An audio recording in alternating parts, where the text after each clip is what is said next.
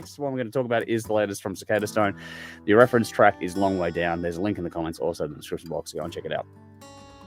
So what we're going to talk about now is Cicadastone with their latest EP, Future Echoes, which is the extended acoustic EP of the album of the same name from last year. It's 7 tracks, 35 minutes. The first EP, actually, from this Melbourne band after 3 albums. Released May 2025 via X Music, produced by vocalist Matt Robbins at his Colour Sound studio, which everything good is coming out of there at the moment. Just the one single has been released from this in Long Way Down, which happens to be the one entirely unreleased or brand new track here. That song is acoustic, as is the entire EP. Yeah. The purpose of this was to celebrate the first anniversary of their Future Echoes album with reimagined and re-recorded songs from that same album. About Long Way Down, the single in particular, the new song, Matt Robbins, the vocalist, said this song highlights the current climate we live in and the slippery slope that is cancel culture. What was once acceptable is no longer, but at what cost? And how far down the rabbit hole do we go before we have lost ourselves altogether? Long Way Down says it as it is. It's a long way down from where we came. Robbins continues saying, coming up on a year from the release of Future Echoes, we just wanted to do something special to celebrate the occasion, so we thought releasing a couple of more acoustic tracks would be fun to do. They were also doing a short limited run on CD, which is exciting as well on this one, repackaging the EP with the album. So why not? Again, gives the thing another bump. A year later. We have reviewed tracks from this during Hot Rocks, for example. We've had a long love affair with this band for those of us who've been following the show for a while. So let's see if their first ever acoustic release matches expectations. Jeff, how'd you go? What can you say about these guys Yeah. that hasn't already been said? Like these guys, as I've said before, it's no shock to hear them and go and immediately think of Alice in Chains, right? Because he's got those harmonizing vocals, and it sounds very similar to that. But they are so much more than that. And it would be a shame to go, oh, Alice in Chains, and then, well, why listen to, these guys when I've got Alice in Chains? You'd be missing out because there's something about their music that just sort of, I'm not saying it's above Alice in Chains, but it can live comfortably beside it and have the influences and stuff like that. There's nothing wrong with that. And this acoustic album is a great album. Like when we reviewed Future Echoes, it was just like, wow, we were just blown away by it. And and for good reason, because it's fucking the banger of an album. It's just stunning. Yeah. And this top 10s last year, both of us. Yeah. So this acoustic is it's the same. It's more of the same. It's reimagining and whatnot. But you get the impression that they're trying to say something, and they're trying to say, "Hey, we're more than just a one-trick pony. That we can do as well. Here, look what else we can do." Now, if I did have one criticism of the album, and this is just me being honest, is that because it sounds so good, and you get the same, like, I don't know if it's harmony.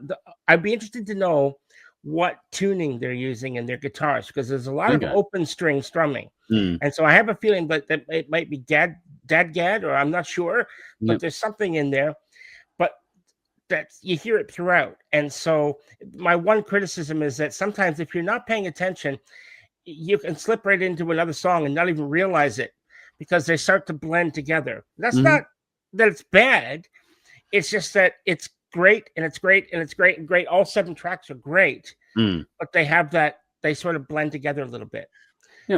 Whereas I felt on the album Future Echoes, it wasn't quite like that. So maybe it's because it's unplugged and all that stuff and going acoustic. Maybe it's because of that. But it would be interesting to see if they could try maybe mixing up the key, put them in different keys, change the tuning a little bit, because for me it was a little bit of samey.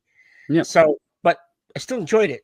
So I'm still going to give it 8 shots. Nice. I thought it sounded very well. The quality was well. It was produced well.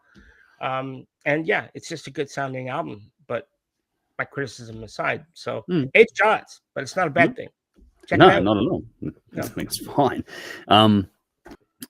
In some ways, this particular thing, releasing an acoustic EP or CD or whatever else, is Something I'm surprised they haven't done earlier, because I've done a lot of acoustic gigs. I've seen them acoustic almost as many times as I've seen them electric. But in other ways, whilst I'm surprised it's taken this long, I'm glad they waited until now, because this collection of songs is the collection of songs to do this for. We loved the album last year, Future Echoes. That's no shock there at all. So I considered it, having followed this band since the beginning, their best work to date. So having, these songs put forward in this light, I think made perfect sense from my point of view. This band have always had that acoustic side to them. I've seen them perform in that mode numerous times, like I was saying before, and it's always fantastic. They have finally, after a lot of years now, nearly 10 years, I think, something like that, finally captured, and beyond for these guys if you follow their career overall, not just Cicadastone. But they have finally captured that acoustic essence for everyone to enjoy without having to go out to the pub to see them. Doing this while revisiting their latest work a year on is a great touch. I think it's a great little marketing trick. I think it, again, using their best songs to date is a great little way to go into this one. However, we do also get the new song in this one. So this is fresh in more ways than one. It's not only just reimagining of songs that are still new and fresh to us all, but having a new, previously unreleased track on here gives you another point that makes you want to go and check it out, which I thought was fantastic. Now, as with everything this band has done, it's all about the emotions and how they're conveyed. And this setting, using acoustic, works damn well when it comes to enhancing that experience for the listener. It makes it so much more personal to me. Without the wall of sound, the vulnerability that is in these songs, lyrically and vocally in particular, it just hits so much harder. The space left for the vocals to ring out and for the lyrics to seep into your soul is just something else.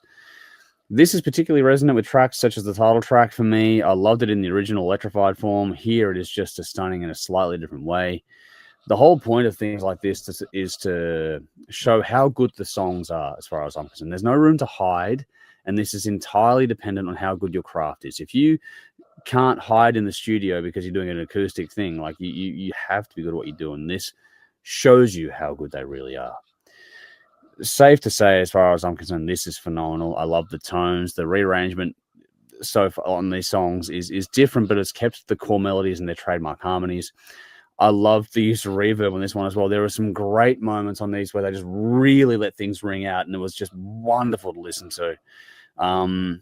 I loved how the drums were here with a bit of snap in the snare, for example, but they're also just swapped out for just straight percussion at some points, like, bongos and things like that. Just little percussion. Yeah. I think the overall mix is stunning, but you should expect no less now from Matt Robbins and Color Sound. I think if you're looking for someone to produce your album, you can talk to him and be very, very happy with what he'll give you. And not just acoustic and rock stuff. He's done some killer metal stuff too. But yeah, I loved how, this sounds great, but also, like I said on the 74 Kings one, this is about how you can use the studio as an additional instrument to fantastic effect, even in the acoustic setting.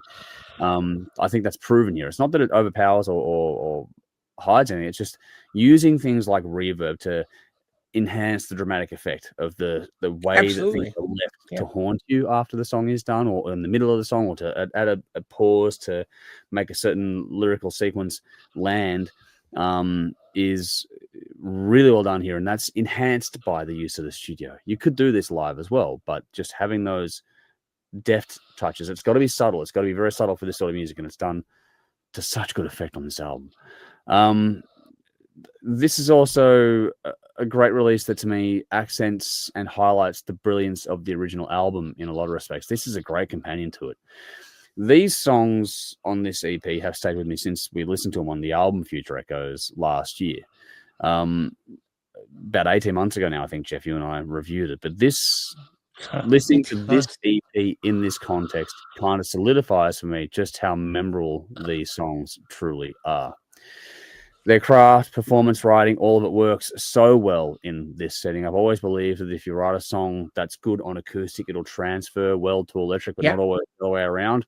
This is kind of case in point. Everything here just works perfectly. I think the song choices were fantastic. They picked the cream of the crop for this release, but the addition of that previously unreleased track is just a cherry on top.